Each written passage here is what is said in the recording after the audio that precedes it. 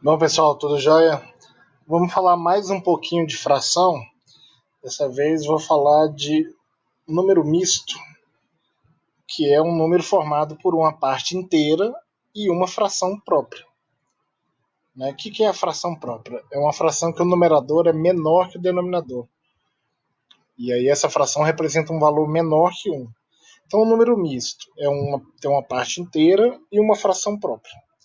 Exemplo, 3 e 1 meio.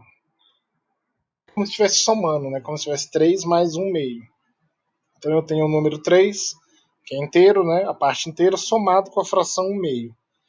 4 e 3 quintos é um outro exemplo. 1 e 6 sétimos é um outro exemplo. Então, um exemplo de um número inteiro somado com uma fração. Quando eles são escritos assim juntos, a gente fala que é um número misto. Beleza? Fração imprópria. Bom, na tela anterior a gente viu que fração própria tem um numerador menor que o denominador. Então a imprópria é o contrário, o numerador é maior que o denominador. E aí isso implica no quê? Essa fração representa um valor maior que 1. Então a própria representa menor que 1. A imprópria representa um valor maior que 1.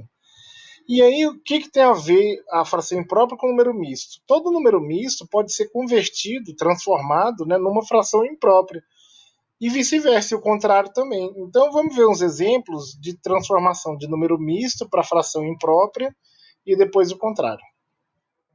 Primeiro exemplo, 3 e 1 meio. Então, é como se eu estivesse somando, 3 mais 1 meio. O denominador da fração vai ser 2.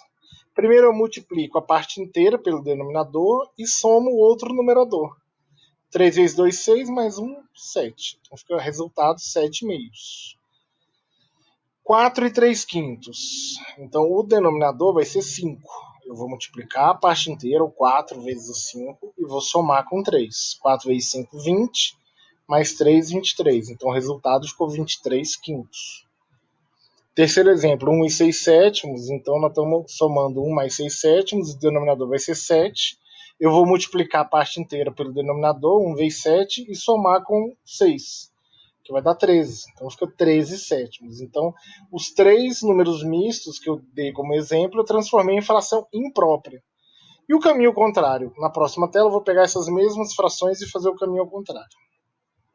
7 meios. Eu divido o numerador pelo denominador. 7 dividido por 2 dá 3, resto 1. Quer dizer o quê? Que a parte inteira é 3 e a fração é 1 com o denominador 2. Então o denominador repete. A parte inteira é o resultado da divisão, é o quociente, e o numerador é o resto. 23 quintos. Se eu dividir 23 por 5, dá 4, sobra 3, resto 3. Então vai ficar o quê? 4 inteiros e 3 quintos.